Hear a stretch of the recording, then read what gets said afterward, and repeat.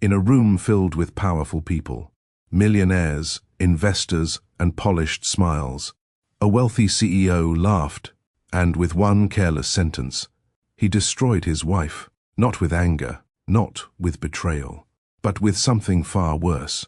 Disrespect. "Josephine can barely manage our social calendar," he said, swirling his glass, not even looking at her. "I'd hate to see what she'd do with real responsibility." The room exploded in laughter. Polite, loud, cruel, and she stood there, smiling, because that's what she had trained herself to do. Smile, stay quiet, be appropriate. But inside, something broke. Not loudly, not dramatically, just permanently. Have you ever been in a room where you were supposed to matter most, but somehow felt completely invisible? Have you ever loved someone so deeply, only to realize they stopped seeing you a long time ago? Because what Josephine did next, no one expected. She didn't argue, she didn't cry, she didn't create a scene, she simply disappeared. And what she left behind, a small wooden box, filled with letters. Letters her husband was never meant to read. Letters that revealed a truth so painful. It shattered everything he thought he knew about love. "My beautiful family, I welcome you greatly to another amazing story. May God give you peace and uplift you." A big shout out to our family watching from New York. Before we begin, tell me in the comments, what city are you watching from? And at the end of this story, I want you to rate it from 0 to 10. To our returning family, thank you for always being here.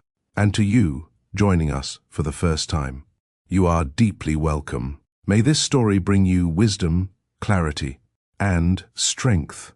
And if stories like this move your heart, please subscribe, like, and share, so you never miss the next lesson hidden inside a powerful story. Now, let's begin. Clifton Weston wasn't the kind of man who believed in magic. He believed in numbers, in contracts, in control. As the CEO of a rising energy empire, his world was built on precision. Everything calculated, everything optimized. Until one Tuesday night, in a crowded art gallery in Austin, he met a woman who saw the world completely differently. Josephine Pruitt stood in front of a painting that looked, at least to Clifton, like absolute chaos. Colors thrown together, no structure, no logic. And yet, she stared at it like it meant everything, head tilted slightly, eyes focused. Still, completely still. In a room full of noise, Clifton chuckled under his breath. She turned, not offended, not embarrassed, just curious. "Do you see it?" she asked. He frowned. "See what?"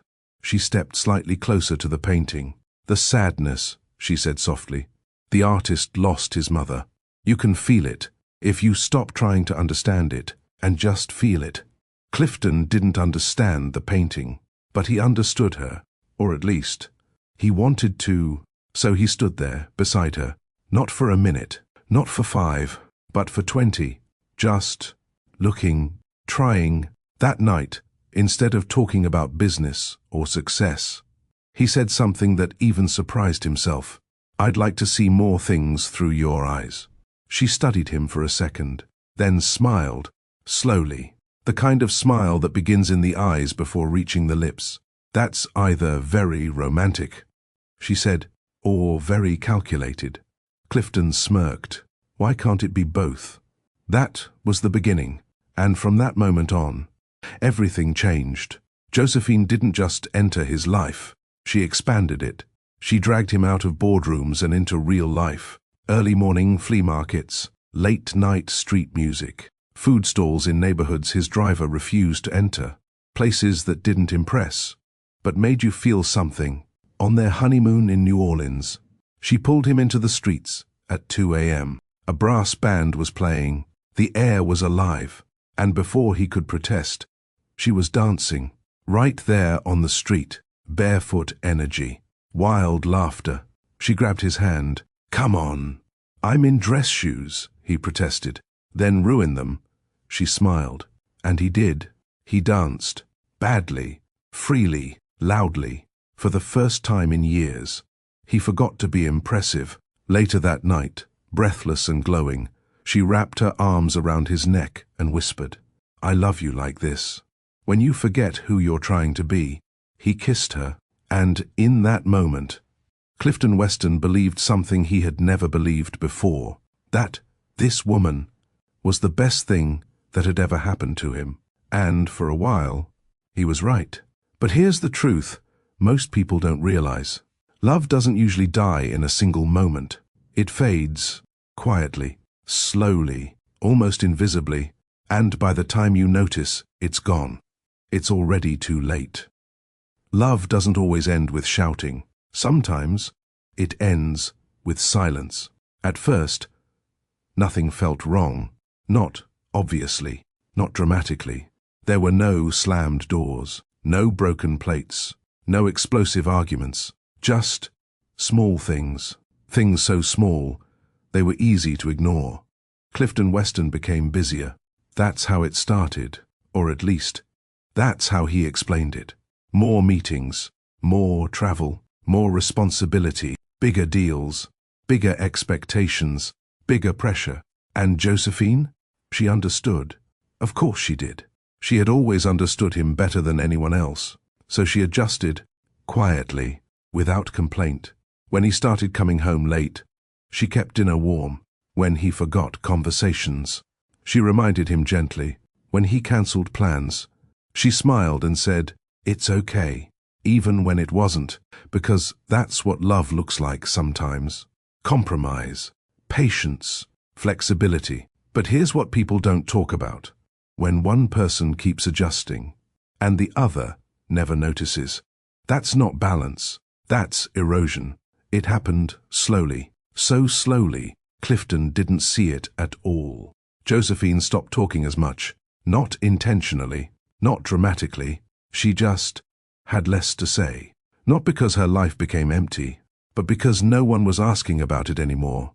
At dinner, she would sit across from him, watching him scroll through emails, review documents, half listen. "Today, I visited a new gallery," she said once. He responded, not looking up. They had this installation. It was made entirely of broken glass, but it reflected light in the most beautiful way. "That's great, Joe," he said, already typing again. And just like that, the moment disappeared. She stopped trying after a while, not out of anger, but out of exhaustion, because there's a particular kind of loneliness that comes from being ignored by the one person who's supposed to see you the most. And that loneliness? It doesn't scream, it whispers. Clifton didn't notice the books at first, the ones she started leaving on his nightstand. Stories about relationships, about distance, about people who woke up too late. He stacked them neatly, never opened them. He didn't notice the meals she made with intention, his favorites, recipes tied to memories, moments they once shared. "This is great, Joe," he'd say, without looking up, without tasting the effort behind it. He didn't notice the day she came to his office, holding the lunch he forgot at home. Smiling as always, his assistant stopped her at the front desk. "I'm sorry, Mrs. Weston," Brennan said politely. "Mr. Weston is in a meeting." "I'll wait," Josephine replied. There was a pause. Then, "He's asked not to be disturbed during business hours." Josephine stood there for a moment, still, composed, graceful, as always. She didn't make a scene, didn't argue, didn't even show hurt. She simply nodded, turned around, and left. Clifton never knew that happened, not because it was hidden from him, but because no one thought it mattered enough to tell him, and that was the problem. Nothing felt urgent, nothing felt broken, nothing demanded attention, so he kept going, building, expanding, winning, while his marriage quietly slipped through his fingers. Let me ask you something. At what point does neglect become betrayal? Is it when you forget an anniversary? Or when you stop noticing the person sitting right in front of you? Because Clifton Weston was about to find out just how far silence can go. It was their 6th anniversary. Josephine had made reservations, a beautiful restaurant, a quiet table, a chance Maybe. To reconnect. She got ready early. Wore the dress he once said made her look like sunlight in motion. Sat by the window. Waited. 7 o'clock passed. Then 8. Then 9. At 8:30 she called the restaurant. Cancelled the reservation. The maitre d' sends his condolences, they told her gently. He assumed there had been a death in the family. Josephine smiled politely. Something like that, she said. Clifton came home at 11:15 p.m. Tired, distracted, already halfway thinking about the next day. The Meridian contract, he began. I know, she said calmly. She was sitting at the kitchen table, a glass of wine in her hand, eyes steady, not angry, not emotional, just distant. I made a plate for you, she added. It's in the oven. Clifton nodded. Thank you. And that was it. No argument, no confrontation, no tears. He ate alone at the counter, scrolling through reports. Half present, Josephine picked up her wine and walked to the guest room. That night, they didn't fight, and somehow, that made it worse. Because arguments mean something still matters. Silence? Silence means something is already gone. Clifton told himself she was overreacting, that things would settle down, that this was temporary. He told himself a lot of things, but Josephine? She stopped telling him anything at all, and somewhere between the unread books, the ignored meals, the missed anniversary, and the unspoken hurt, Josephine Pruitt Weston began to disappear. Not physically, not yet, but emotionally. She was already gone. There's a difference between being alone and feeling alone. Josephine Weston learned that difference slowly, painfully, quietly, because she wasn't abandoned, she wasn't unloved, at least not in the obvious way. Clifton still provided, still came home, still said the right things when necessary. I'm doing this for us. You know how important this is. Things will slow down soon. And maybe, in his mind, he believed that, but love isn't measured by intentions. It's measured by attention. And Josephine? She hadn't felt seen in a very long time. It started with something simple. A suggestion from a therapist years ago, long before things got this bad. Write the things you can't say out loud, the therapist had told her. Not to send, just to understand them. At the time, it had nothing to do with Clifton. It was grief. Her father had passed, and instead of breaking down, she had held everything in, functioned, smiled, survived, until one day, she stood in a grocery store, staring at a rearranged cereal aisle, and suddenly couldn't breathe. So, she started writing. At first, it was healing, a place to pour out emotions she didn't have language for, a place where she didn't have to be strong. But over time, those pages began to change, because the grief she was writing about was no longer just about her father. It was about her marriage. She kept the journal hidden, a cream-colored cover with a watercolor magnolia, tucked inside a cedar box her grandmother had given her years ago, a box that smelled faintly of memory, of history, of things meant to be preserved. Inside that box, Josephine began documenting her life, not the version people saw, but the version she lived. The early entries were soft, patient, hopeful. I know you're tired. I know the pressure you carry is real. I'm proud of you, Clifton. I just wish you'd let me be part of it sometimes. She wasn't blaming him, not yet. She was trying to understand him, trying to reach him, even if only on paper. Days turned into months, months into years, and slowly, the tone began to shift.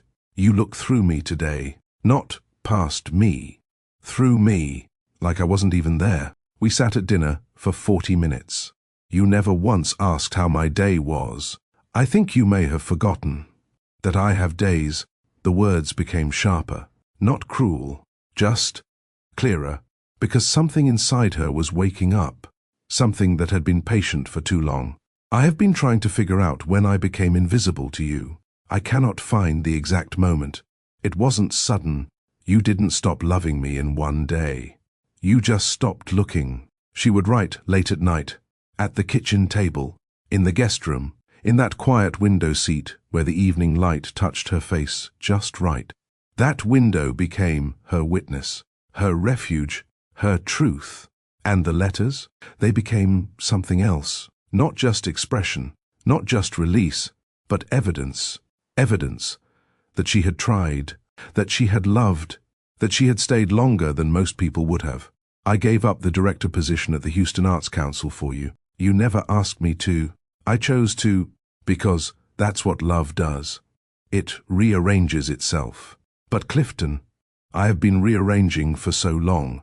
I don't remember what I looked like before. That line sat on the page longer than the others. She read it over and over again, as if seeing it written made it more real. Because it was real, she had changed, not in growth, not in evolution, but in reduction, smaller, quieter, less, herself, and the most painful part? Clifton didn't notice, not because he didn't care, but because he never stopped to look closely enough. That's the danger of slow loss. It doesn't trigger alarms. It doesn't force confrontation. It just happens. And one day, you realize you've been disappearing in plain sight. The final entries were different. There was no confusion in them, no softness, no searching, only clarity. I have loved you in every language I know, even the ones I created just for you. I have been patient, flexible, supportive, present, and still, I am alone. She stopped writing for a while after that. Days passed, then weeks. Because once you reach the truth, there's nothing left to explain. But something shifted inside her, something quiet, but irreversible. She began to observe her life differently, not as someone inside it, but as someone, stepping back, watching, evaluating, deciding. The journal remained in the cedar box, hidden, protected, not because she was afraid Clifton would find it, but because she knew, if he ever did, it would mean she had already left. And by then, those letters wouldn't be a conversation. They would be a conclusion. Because the truth is, Josephine Weston didn't wake up one day and decide to leave her husband. She wrote her way there, one page at a time, one realization at a time, until the woman who once stood in an art gallery, seeing beauty in broken things, finally looked at her own life and realized she was the one breaking, and no one was even looking. The thing about breaking points is that they rarely feel dramatic in the moment. There's no thunder, no warning, no voice announcing, "This is it." Just a single moment. That changes everything. For Josephine Weston, that moment came under chandeliers. The Meridian Energy Gala was everything Clifton Weston had worked toward. 300 of the most powerful people in the room, investors, partners, influencers, men who shaped industries, and women who knew exactly how to navigate them. It was a night of celebration, of success, of image. And Josephine? She looked exactly like the kind of wife that belonged beside a man like Clifton Weston. Elegant, composed, effortless. She wore a deep green silk dress, the color of a Louisiana swamp at dusk, a description Clifton had once given her, back when he still noticed things like that. She moved through the room gracefully, smiling when expected, speaking when approached, standing at Clifton's side like she had done 100 times before. But something felt different that night. Not outside. Everything looked perfect. But inside, there was a quiet distance, a gap she could feel with every step. Clifton barely looked at her. He was in motion, always in motion, shaking hands, laughing loudly, leaning into conversations that mattered. And Josephine? She followed, orbiting him, close enough to be seen, but never quite close enough to be included. She tried, at first. She really did. She touched his arm once, lightly, a silent signal. He didn't notice. She waited for eye contact, a shared glance, a moment. It never came. So she stopped trying, because there's a point where reaching out starts to feel like begging. And Josephine had never been the kind of woman who begged for attention. The room buzzed with energy. Glasses clinked. Music floated softly in the background. And then, it happened. Reed Gallagher, Clifton's business partner, loud, charismatic, the kind of man who filled space without thinking about it. He raised his glass, grinning. "Well, well," he boomed. "When are we finally getting some little westerns, huh?" The table chuckled. Josephine smiled politely. "The Empire needs an heir," Reed added, laughing.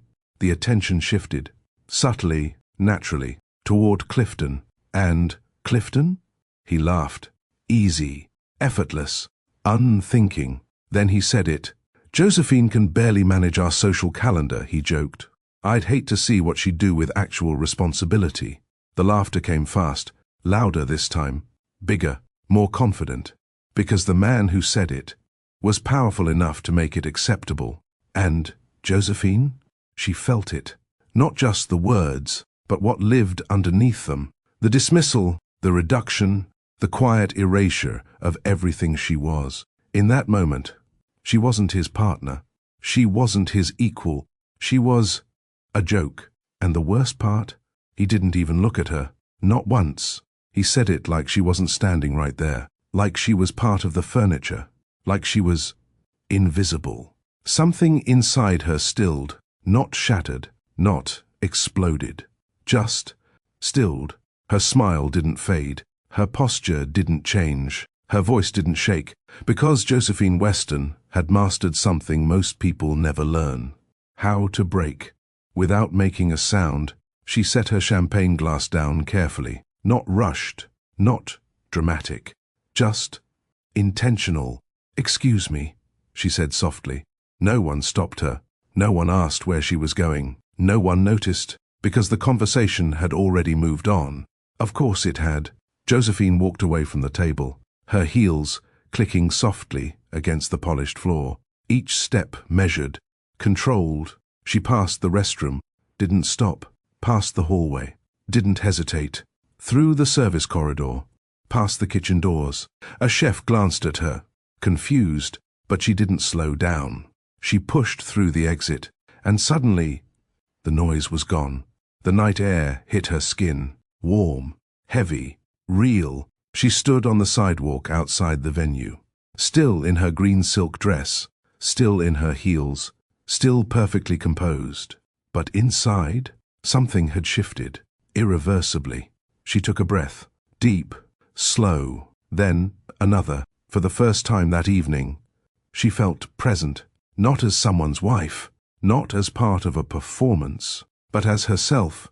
And in that quiet, she understood something with absolute clarity. This wasn't a mistake. It wasn't just a bad joke, a careless moment. It was the truth. Not the truth he meant to say, but the truth he revealed anyway, that he no longer saw her. Not really. She reached into her purse, pulled out her phone, scrolled, paused, then pressed call. Darla picked up on the second ring. "Hey, Joe? Come get me." A pause. "Are you safe?" Darla asked immediately. Josephine looked back at the building, at the lights, at the world she had been standing inside just moments ago. "From him?" she said quietly. "Yes." Another pause, longer this time. "And from yourself?" Darla asked gently. Josephine closed her eyes, just for a second. "I don't know yet," she admitted. That was the truth, because when something inside you finally breaks, you don't always know what comes next, only that you can't go back. She returned home that night. Of course she did. Josephine Weston wasn't impulsive. She wasn't reckless. She didn't destroy things in anger. She dismantled them. Carefully, quietly, completely.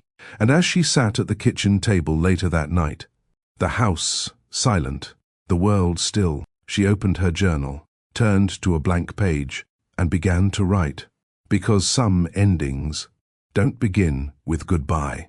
They begin with truth. There are moments in life when everything becomes clear, not loud, not emotional, just certain. For Josephine Weston, that moment didn't happen at the gala. It happened later. alone, at the kitchen table, with a pen in her hand, and silence all around her. The house felt the same, unchanged, perfect, too perfect. The kind of perfection that hides emptiness.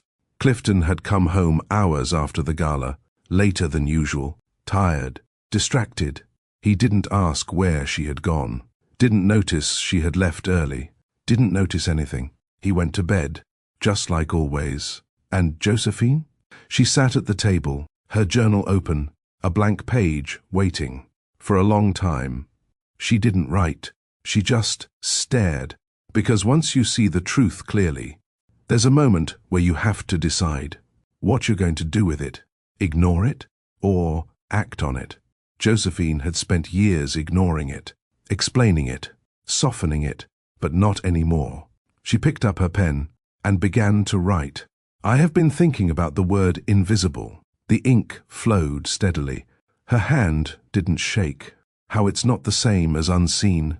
Unseen means someone tried to look and couldn't find you. She paused, just for a second, then continued. Invisible means they stopped trying. The words settled onto the page like truth finally given permission to exist. I think I became invisible on a Tuesday, or maybe a Thursday. I can't be sure. Because the person who would have noticed didn't. She exhaled slowly, not in pain, not in sadness. In clarity, I have been patient. I have been understanding. I have been careful not to add to your burdens.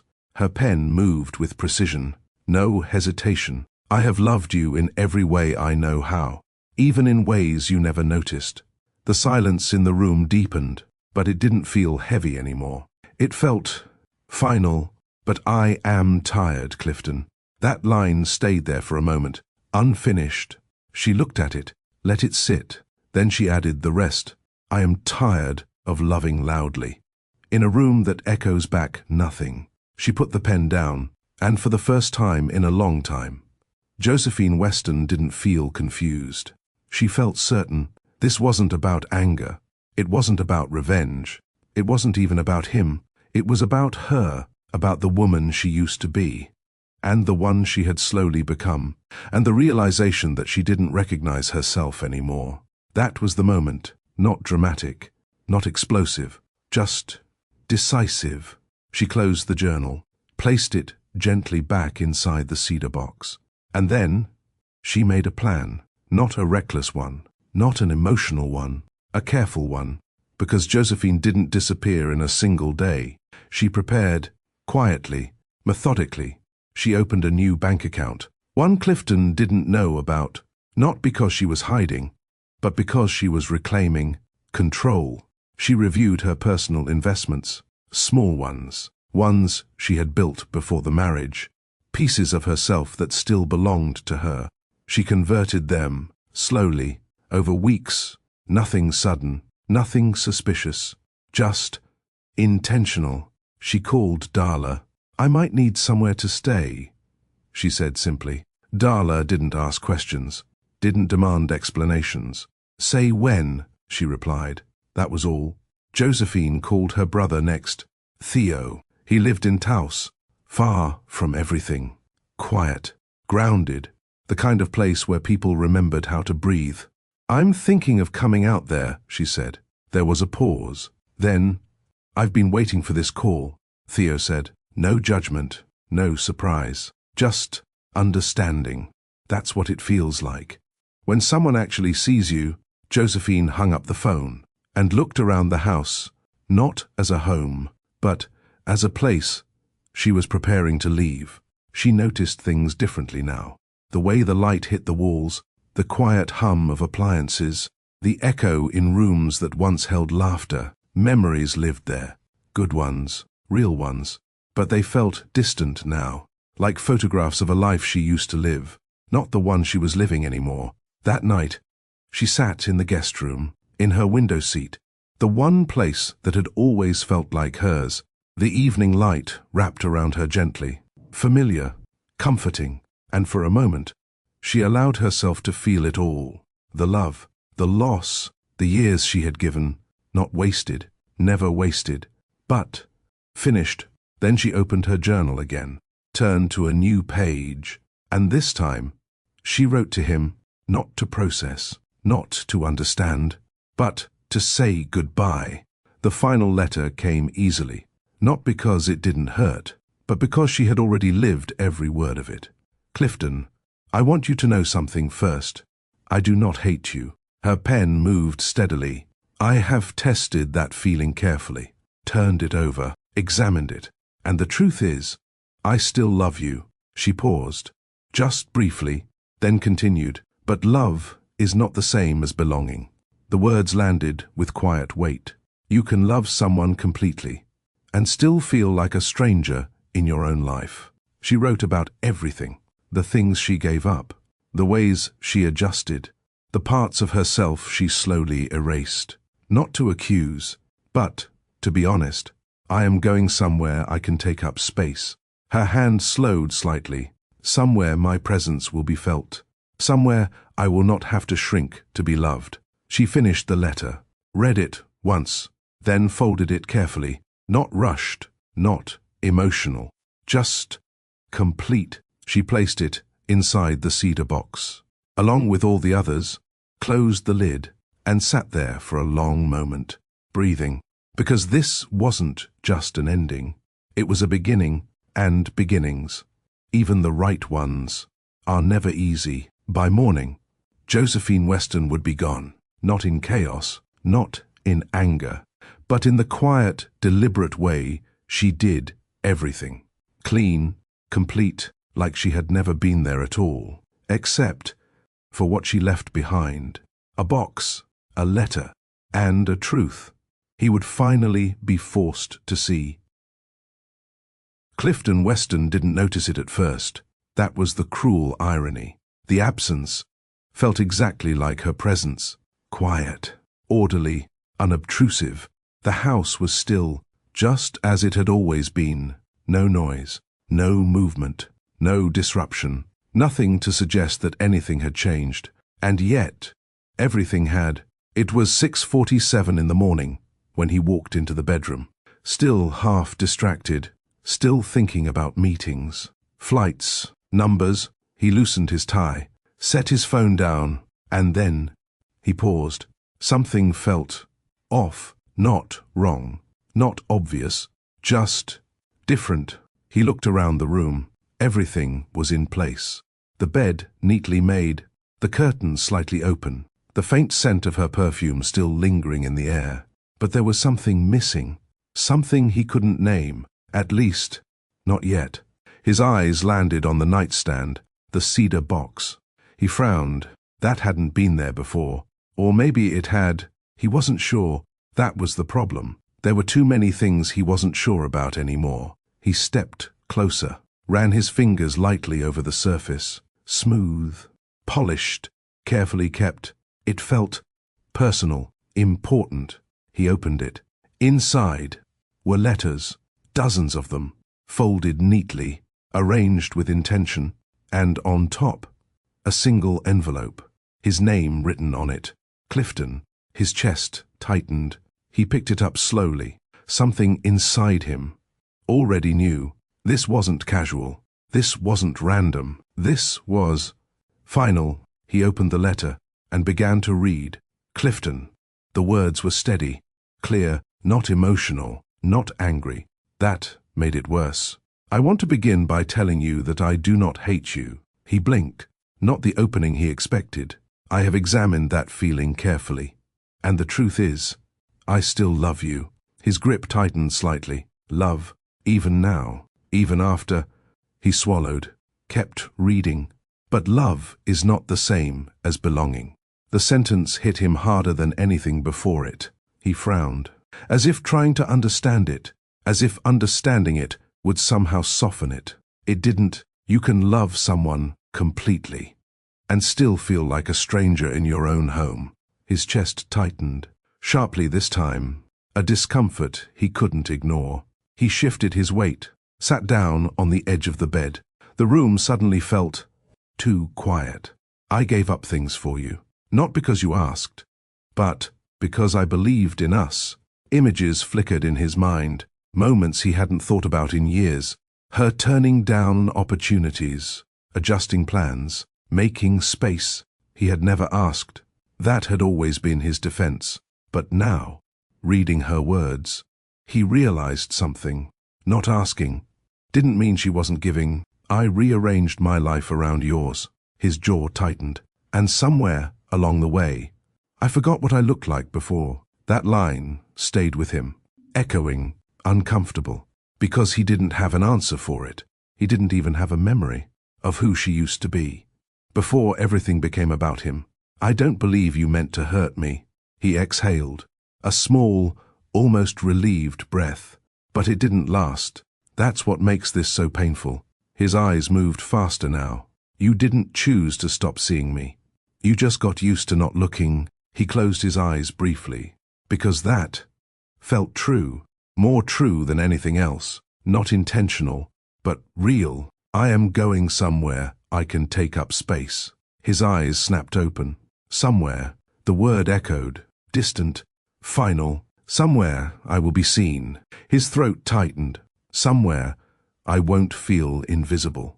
He stopped reading, just for a second, because something inside him was shifting, cracking, the kind of realization that doesn't arrive gently.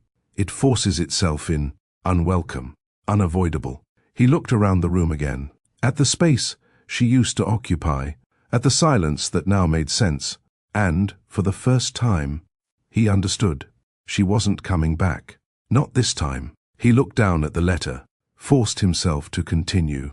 I am not doing this to punish you. That should have made him feel better. It didn't, because punishment implied emotion. This felt like clarity. I am doing this because I cannot spend another year shrinking. His chest tightened again. I do not have that kind of time. Time. He had always thought they had plenty of it. More time to fix things. More time to reconnect. More time to eventually notice. But she hadn't. She had been counting. And now, she was done. The cedar box contains letters. His eyes flicked briefly to the stack beside him. They are not accusations. They are a record. A record of what? He already knew. Of everything he had missed. Read them. If you want to understand, his throat tightened, or don't. A pause in the words, even on paper. That choice belongs to you now. That line settled heavily, because for the first time, the control wasn't his. I hope what you're building is worth what it cost you. He flinched, actually flinched, because suddenly, he wasn't sure. Not at all. I hope one day you sit still long enough to feel it. The final line came quietly, with love. Josephine. Silence. Heavy. Absolute. Clifton lowered the letter slowly. His hands felt different, unsteady. He stared at the pages in the box. All those letters, all those words, all those moments. He had never seen.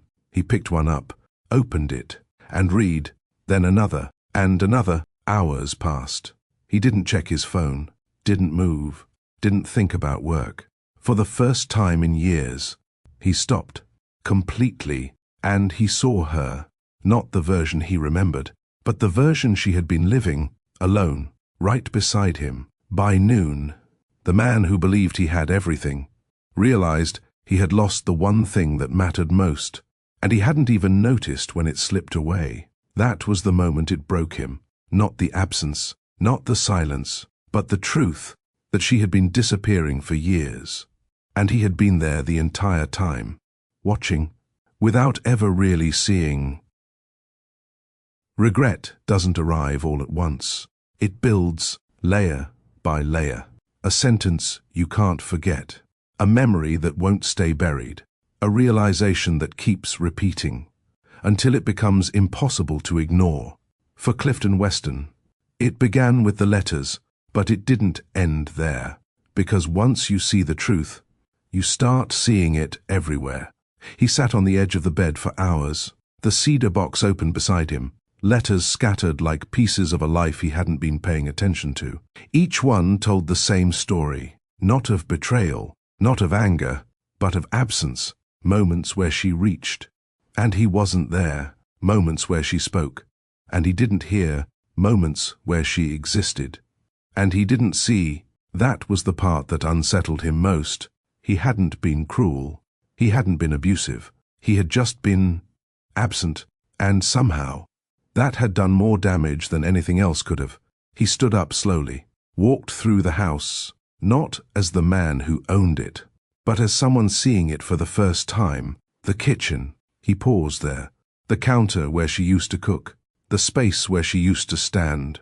The small movements he had ignored countless times. He could almost see it now. Her back turned, music playing softly, dancing slightly as she stirred something in a pot, waiting for him to notice. He never did. He moved into the living room, the couch where they used to sit together, where conversations once stretched into the night. When had that stopped? He couldn't remember.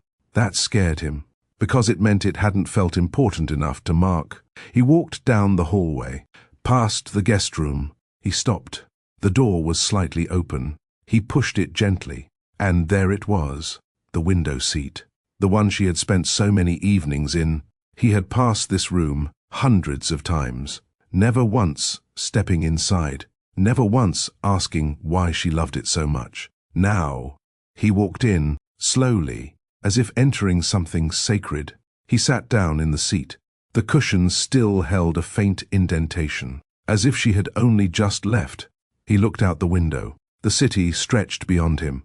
Lights flickering, life moving, ordinary, unremarkable. And yet, from here, it felt different, quieter, more real. He leaned back, and for the first time in years, he wasn't thinking about work. He wasn't planning. He wasn't calculating. He was just sitting, trying to understand what she had seen, what she had felt, what he had missed. The silence pressed in around him, but it wasn't empty. It was full of everything he had ignored. He stayed there longer than he expected, long enough for something uncomfortable to settle into place. The realization that he didn't just lose her in one moment. He had been losing her every single day. And now he had to face the question he had avoided for years. What kind of man had he become? His phone buzzed. He looked at it, ignored it, then picked it up again, scrolled, paused, then dialed. His mother answered on the third ring. Clifton? Her voice was steady, strong, familiar. Hey, Mama, he said. There was a pause, not awkward, just aware. I was wondering when you'd call, she said quietly. He closed his eyes briefly. Did you know? He asked. Another pause. Yes, she said. Simple, direct. How long? He asked. A while. He swallowed. Why didn't you tell me? I tried, she replied. That landed hard, because suddenly he remembered the conversations he half listened to, the concerns he brushed aside, the warnings he didn't take seriously. She called me every year on my birthday, his mother continued. Stayed on the phone for an hour. We talked about everything and nothing. He said nothing. You forgot my birthday twice, she added. He closed his eyes again. I know. She loved you, Clifton, his mother said. Not softly, not gently, just truthfully. She loved you better than you deserved. That one didn't just land. It settled, deep, permanent. And now? He asked quietly. There was a long pause, the kind that carried weight. Now you decide what kind of man you're going to be, she said. No comfort, no reassurance, just responsibility. He nodded, even though she couldn't see him. After the call ended, he sat there for a moment, then stood up, walked back to the bedroom, looked at the cedar box again. This time, he didn't see it as a loss. He saw it as something else, a mirror, one that showed him exactly who he had been, and exactly who he needed to become. He picked up his phone again, not to check emails, not to return calls, but to make a decision. He cancelled his meetings, cleared his schedule, ignored the messages that followed. For the first time in years, he chose something. That wasn't business. He chose her, even if it was already too late, because this time, he wasn't going to wait. He wasn't going to assume. He wasn't going to ignore the truth. He was going to face it, and whatever came after, he would accept it, fully, because now, he finally understood something he should have known all along. Love isn't about having someone, it's about seeing them, and Clifton Weston had just realized he had been blind for far too long. Finding someone isn't always about distance. Sometimes, it's about whether you still have the right to stand in front of them. Clifton Weston didn't know the answer to that, but he knew one thing for certain. He couldn't stay where he was. Not in that penthouse. Not in that silence. Not surrounded by everything he had built. That suddenly felt hollow. So he moved. Fast, decisively. Not like a man chasing a deal, but like a man chasing something far more fragile. And far more uncertain. A second chance. It started with questions. Quiet ones. Careful ones. Josephine hadn't left chaos behind. No dramatic exit. No trail of anger. Just absence, which made finding her harder, but not impossible. Because Josephine had always been connected. To people. To places. To parts of the world Clifton had never taken the time to understand. And now, he needed those pieces. The first real lead came from someone he never expected. His mother. She mentioned Taos once, Constance said over the phone. A place she loved. Said it felt like breathing for the first time. Taos. The name settled into his mind. Unfamiliar. Distant. But somehow. Right. He followed it. Not blindly, but with intention. He hired someone. A private investigator. Efficient. Professional. The kind of person who could find what others missed. Within days, he had his answer. She's in Taos, the investigator said, staying with her brother. Clifton exhaled slowly. Relief. Fear. Both at once. She's working, the investigator continued. Consulting for a small arts non-profit. Teaching part-time. Teaching. That word caught him. Because suddenly, he could see it. Josephine. Alive. Present. Doing something that mattered to her. Something he had never made space for. She looks well, the investigator added carefully. Better than well, actually. That part stung, not because he wanted her to suffer, but because it confirmed something he wasn't ready to face. She was okay. Without him, maybe even better. He booked the flight immediately. Houston to Albuquerque. No hesitation, no second thoughts. This time, he wasn't going to wait. The flight felt longer than it was, not because of distance, but because of everything running through his mind. What would he say? What could he say? That would even begin to matter. He had rehearsed it, tried to structure it, control it, but nothing felt right. Because this wasn't a negotiation, this was truth. And truth couldn't be scripted. He landed in Albuquerque, rented a car, and drove. The road stretched ahead of him, open, endless. The city disappeared behind him, replaced by something quieter, wider, the kind of landscape that didn't rush, didn't compete, just existed. And somewhere along that drive, Clifton Weston did something he hadn't done in years. He stopped thinking about the outcome and started thinking about the truth. By the time he reached Taos, the sun was beginning to lower. The light turned everything gold, soft, unreal, almost like the world was slowing down on purpose. He followed the directions carefully, down a narrow road, past small buildings, hand-painted signs, until he saw it, the studio, simple, unpretentious, nothing like the spaces he was used to. He parked the car, and for a moment, he didn't move, because suddenly, it felt real. She was here, not a memory, not a letter, a real person, living a real life. Without him, his hand tightened slightly on the steering wheel, because this was the part no one prepares you for. Not the loss, but the possibility that you're too late. He stepped out of the car. The air felt different, cleaner, quieter. And then he heard it. Laughter. Her laughter. He froze, because it wasn't the version he remembered. Not the polite one, not the careful one. This was different. Free. full, alive, the kind of laughter that comes from being completely at ease. His chest tightened because he realized something instantly. He hadn't heard her laugh like that in years. He followed the sound, slowly, until he reached the courtyard.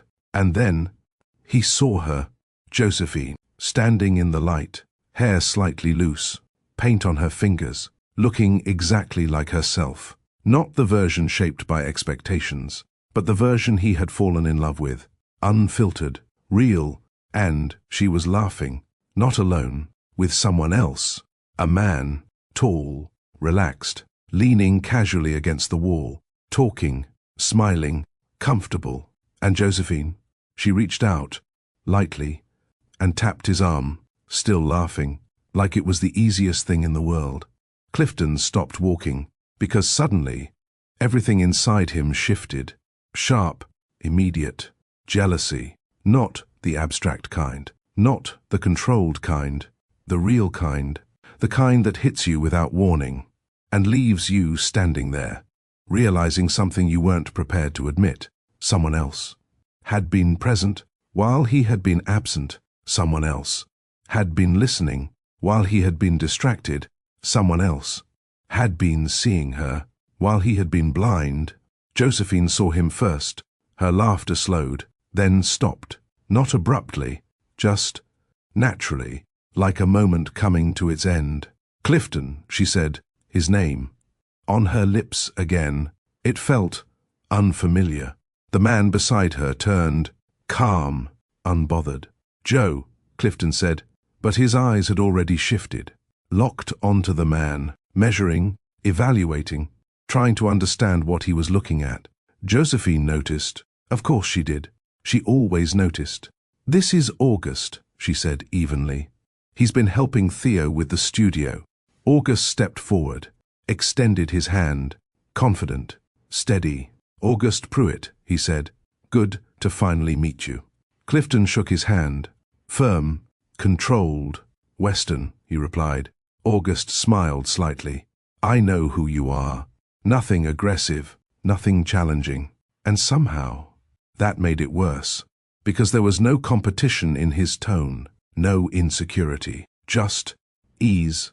And Clifton, for the first time in a long time, didn't feel like the most important man in the room, and standing there, watching the woman he loved laugh beside someone else. He realized something with painful clarity. This wasn't just about finding her, this was about proving that he still deserved to be found. Clifton Weston had built his entire life on control, on knowing what to say, when to say it, how to win. But standing there in that quiet courtyard, looking at Josephine, seeing her clearly for the first time in years, he realized something unsettling. There was no strategy for this, no negotiation, no leverage, just truth. That night, he asked her to dinner, not confidently, not like the man who closed billion-dollar deals, but carefully. And Josephine? She agreed, not out of excitement, not out of hope, but out of fairness. That hurt more than rejection ever could. The restaurant was small, quiet, nothing like the places they used to go. And for once, Clifton arrived early. He sat there, waiting, not checking his phone, not reviewing notes, just waiting. Josephine walked in exactly on time. Simple dress, loose hair, no performance, just herself. She sat across from him, and for a moment, neither of them spoke, because sometimes silence says more than words ever could. Then, finally, he broke it. "How have you been?" he asked. A simple question. But this time, he meant it. Josephine noticed. "I've been good," she said. And the way she said it, it wasn't defensive, it wasn't guarded, it was true. That realization landed quietly inside him. She continued. "Tao's is different," she said. "Slower. People listen more." He nodded. "I can see that." "You didn't used to," she replied. Not sharp, not cruel, just honest. He didn't argue. "I know," he said. She studied him for a moment, because that word, "I know," It used to mean nothing. But now, it sounded different, like it carried weight, like it cost something to say. They talked, not about the past, not about blame, but about life, her students, the workshop, a teenager who hadn't spoken for weeks, but finally painted something that made everyone stop. And as she spoke, her face lit up. That same light, the one he saw in the gallery years ago, the one he had forgotten how to bring out, and sitting there, watching her come alive over something that had nothing to do with him. Clifton felt it, the full weight of what he had lost, not just her presence, but her essence. "You're good at this," he said quietly. "I know," she replied, not arrogant, not defensive, just certain. "I always was." The sentence lingered, because underneath it was a truth he couldn't ignore. He had just never made space for it. Dinner ended without drama, without resolution, just understanding. But that night, he couldn't sleep, because for the first time, he wasn't thinking about how to fix things. He was thinking about how badly he had broken them.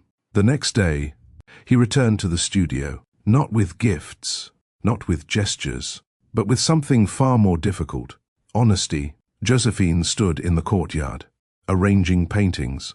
He stopped a few steps away, and this time, he didn't rehearse, didn't filter, didn't control. "I don't deserve you," he said. The words came out before he could adjust them. She looked at him, calm, steady. "I know," she said. It wasn't harsh, it was truth, and somehow, that made it easier to continue. "I didn't lose you at the gala," he said. "I lost you long before that." Her expression didn't change, but she was listening, really listening. "I missed everything," he continued. "The books, the meals, the moments." His voice tightened slightly. "You were right there, and I didn't see you." A pause. "I convinced myself I was building something for us," he said, "but all I was really doing," he exhaled, "was building something that didn't include you." Silence, not empty, heavy, real. "I don't have an excuse," he added. "I have reasons, pressure, work, distraction." He shook his head slightly. "But none of that changes the truth." He stepped closer. "Every day, I chose something else over you." That was the moment. No defense, no justification, just ownership. Josephine's eyes softened, just slightly, because that was new. "I'm not asking you to come back," he said. Her brows lifted slightly, because that wasn't what she expected. "I wouldn't ask you to return to what we had," he continued. "That version of us failed you." He held her gaze. "But if there's even a small part of you," he paused, not for effect, but because this mattered, "that still believes in something better." His voice steadied. "I'd spend the rest of my life proving I can be the man you deserved all along. No pressure, no demand, just truth." Josephine didn't respond immediately, because some words don't deserve quick answers. They deserve time. "Go home, Clifton," she said softly. That was it. No explanation, no emotion, just direction. And for the first time, he listened, not because he agreed, but because he respected her enough to give her what she needed. So he left. No argument, no persuasion, just acceptance. And in that moment, for the first time in years, Clifton Weston proved something. Not that he could fight for her, but that he could finally let her choose. The flight back felt different, not hopeful, not hopeless, just honest. Clifton didn't know what would happen next, and for once, he didn't try to control it. He returned to the penthouse. Same silence, same stillness, but it felt different now, not empty, reflective. He set his bag down, walked slowly through the space, past the kitchen, the hallway, the memories. Then he stopped, because he heard something, a faint sound, movement. His heart tightened. He turned, and there she was, Josephine, standing in the living room, suitcase beside her, paint still on her fingers, real, present, here, you're... He started. I came back, she said. Simple. But nothing about that moment was simple. He stared at her, careful, almost afraid to move, because this felt fragile. What happened? He asked quietly. She took a breath. I thought about what you said, she replied. In the courtyard. He stayed still. I realized something, she continued.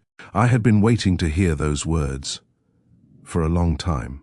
Her voice softened, and when I finally heard them, a small pause, I sent you away. Silence stretched between them. That didn't feel right, she said. Clifton swallowed. I need to tell you something, she added. He nodded. About Taus, about August. His body tensed slightly. He's my cousin, she said. The room went still. What? Clifton whispered. My cousin, she repeated gently. My mother's sister's son. Clifton blinked, then let out a quiet breath that almost turned into a laugh. The coffee, he said. He brought better coffee every morning. She smiled. He roasts his own beans. He takes it very seriously. Clifton shook his head slowly. The andouille basket. She laughed. A real laugh. He still talks about it, she said. Says it was either the most romantic thing or completely unhinged. Clifton covered his face briefly, then looked at her again. You tested me, he said, not accusing, understanding. I needed to know, she replied. What? She stepped closer. If you could lose me, without trying to control me. That landed. If you could tell the truth, without performance, without expectation. Another step. If you could finally see me. She stopped right in front of him, without needing me to stay. Silence. Then, you did, she said softly. And just like that, something shifted, not relief. Something deeper, something earned. I'm going to need help, Clifton said quietly. With what? She asked. With not becoming that man again, he admitted. Honest, unfiltered. I don't trust myself to notice when I start slipping. Josephine nodded. I know, she said. And I need you to tell me, he added. When I'm not seeing you. I will, she replied. A pause. And I want to sit in the window seat, he said. She blinked slightly. The one in the guest room. Her expression softened. Why? Because I want to understand what you saw from there, he said. He held her gaze. All the things I missed. Something changed in her face. Not loudly, but deeply. That window gets the best light at 7, she said quietly. I'll be there, he replied. Silence. Then, she stepped forward, slowly, and rested her head against his chest. For the first time in a long time. He held her, not distracted, not divided, fully, completely, like she was the most important thing in the world. Because now, she was. And maybe, she always had been. He just hadn't known how to see it. Outside, the city continued as always, busy, noisy, unaware. But inside that moment, something had changed. Not perfectly, not magically, but honestly. And sometimes, that's the only kind of love that lasts. Not the one that never breaks, but the one that learns how to rebuild better, stronger, and this time, seen. If this story made you feel something, if it reminded you of someone, or maybe even yourself, make sure you like this video, subscribe to Great Big Mr. Storyteller, and share this story with someone who needs to hear it. Because stories like this don't just entertain, they change how we love and how we choose to show up